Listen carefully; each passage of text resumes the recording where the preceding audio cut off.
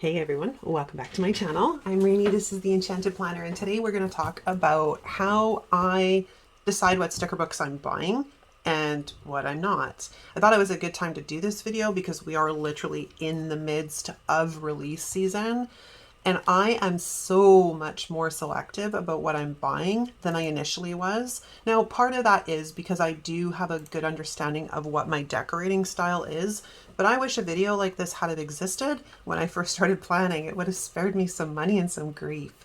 When it comes to sticker books, I break them into two main categories. Now, this is what works for me. We have main course and accompaniments. This is sort of the full meal deal. Main course sticker books have a little bit of everything in them. They've got decorative stickers, they've got quotes, we've got headers, we've got habit trackers, we've got washi, we've got boxes, we've got flags and bullet points and checklists. The list goes on. These books are a sticker book that I can sit down with and I only use one sticker book and the spread is done. These make life easy. And those are books like these.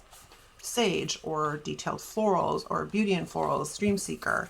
There's a lot of Happy Planner sticker books which fit this bill. They're like a one and done type of sticker books. Now the accompaniments are these guys. Essential Planning, Planner Basics, Alphabets, Colorful Boxes, Gold Star Quotes, Happy Quotes are just some that, I pulled out of the collection. Like, these are great. Like this book, of course, I really wish they would release another one that was on clear. I don't like the paper ones, so I haven't bought them. But, these are all alphabets on clear sticker. It's great. I love them. Essential Planning, for example, has a little bit of everything in it that you would need for functional planning. Checklists and habit trackers and birthday stickers, and the same can be said with Planner Basics. Now, colorful boxes is a good one to have because it would give you a base of all your boxes. These days, with Mojo being around, most of us don't really need to buy colorful boxes anymore, but it's always good to have in the collection. How exactly is it I decide what sticker books are worth buying? Okay, first off, can I just express how much I dislike the new sticker cover? I hate them. I do. I hate them. Every single sticker book looks the same when the picture is this big. Like, it's beyond maddening. It's worked in the favor of my bank account, though. I don't have any urge or need to buy any of them because none of the covers are pretty. So moving on. I just had to just interject that there. If a sticker book piques my interest, yes, I'm talking about the sticker book name. I'm not kidding. That is how I am starting this process off because all the covers look the same. So if the sticker book name piques my interest, I will look at the images of the pages to get a feel for what's in the book. From that point, if it still holds my interest, I'll watch the little Happy Planner quick flip through video. It's like a minute.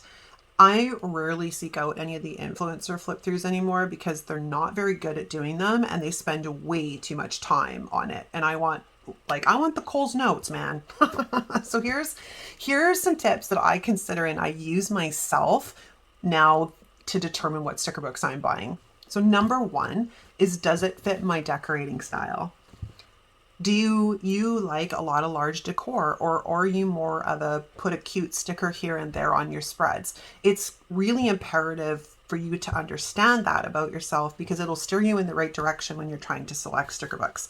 I happen to like big decor and lots of it. Not too big. I like functional in there, but I'm way more about the bigger decor.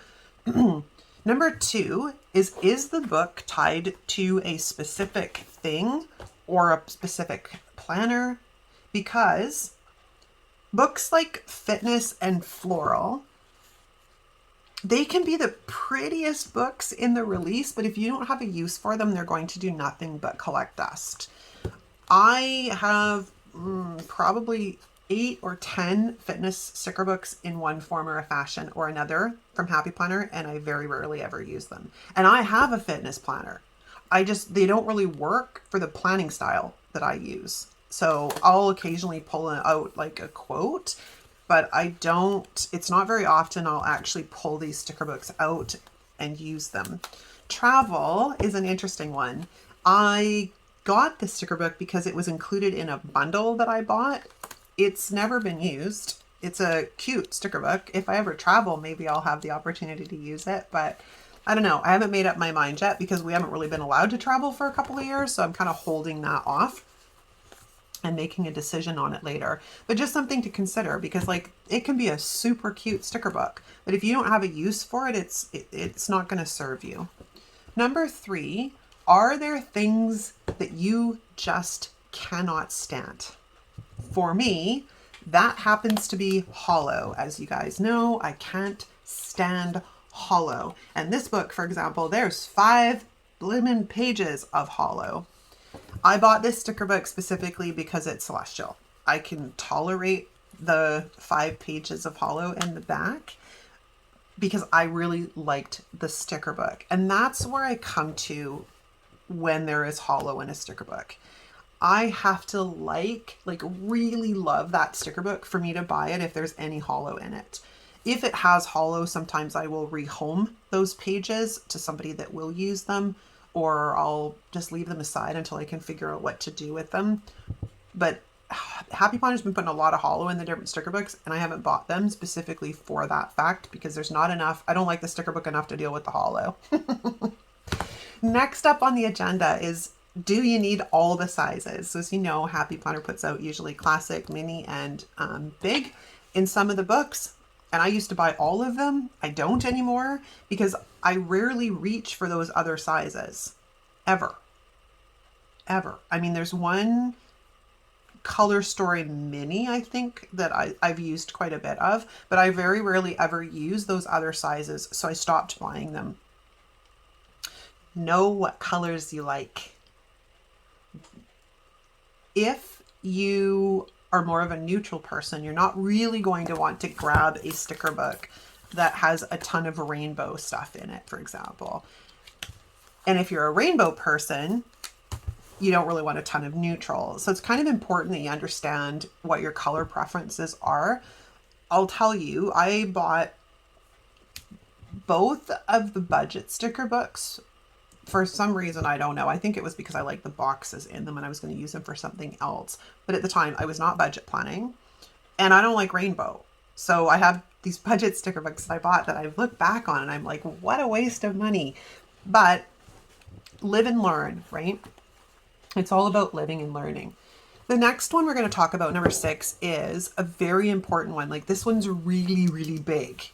Will it coordinate with books you already have in your collection? A lot of times I'm looking for stuff that is going to work with what I already have. Neutrals are great, right? Neutrals work fairly well across the board, like something like a line will mix and match very well with most things. But I do like to see if I can get books that are going to coordinate with other things.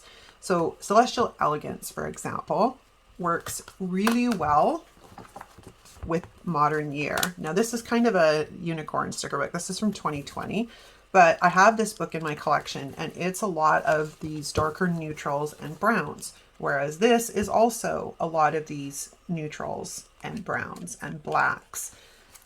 It's also this guy. Now I realize this is a mini, but we're discounting the fact that it's a mini because this is a date sticker book, like it's for dating. So I grabbed this, but these 3 sticker books, I knew these 2 would coordinate with at least 1, possibly 2, possibly more in my collection. And that's an important thing. Like I don't want things that are not going to work. I have too many sticker books like that already. So we're not doing that anymore. And the final thing for this part of the video is I need to like at least 80% of the sticker book. So that's a good question to ask yourself when you're looking at it. Do you like 80% to 90% of the book? Because in my case, I have far too many sticker books full of pages I never use. I do not need to add any more. Another 2 that coordinate really well together is Bold and Blush. Now I do have a series. I do videos on what sticker books pair with what sticker books. So I will link that up in the cards down in the description. let's just get these guys out of the way. So what else do I generally tend to buy? I generally always buy the seasonal sticker books. I don't buy all of them, but I do buy a good majority of them. And I, in particular, love it when Happy Planner does a book completely dedicated to the whole season. Like seasonal fall, fabulous. The other fall books they've done, fabulous. These ones, like Essential Seasons, where they put all 4 seasons into one book, they work. They're cute. I kind of have to tie these in with other things sometimes. I forgot to use him last year. I got to make sure I use him. But I do. I love the seasonal sticker books. I think they're fun. And they add just enough cute and whimsy sometimes in my planner to keep it fresh and, you know, not boring, right?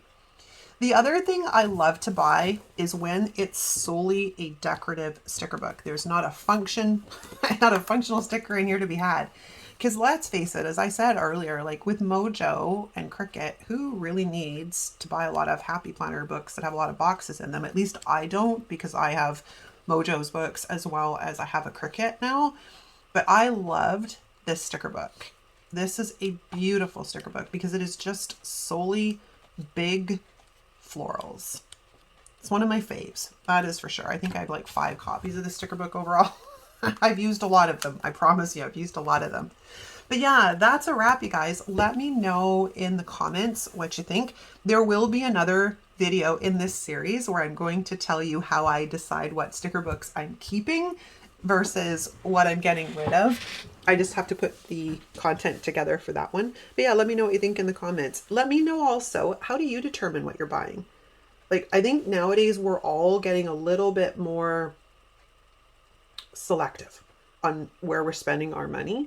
And I'm picky. I got to say that now. I'm rather picky on what I'm buying. I've only bought 2 sticker books out of the new release. They were the Halloween book and the Dia de los Muertos book. And I don't think I'll buy any of the others. Those were the 2 that I wanted. And I figured might sell out. So I bought them. Otherwise, I haven't bought anything else. Yeah, let me know. I'm curious. What'd you buy? If you haven't bought, let me know why. I know a lot of us are just sticking towards trying to use up what we have, and I'm on that program as well, which is why I have not been buying a lot of planner stickers this past year. All right, that's a wrap. Thanks so much for watching, you guys. If you like this video, give it a thumbs up. If you're not subscribed, hit the subscribe button. If you're new, drop us a comment letting us know you're new so we can formally welcome you to our community. Thanks so much for watching, you guys. I will see you next time.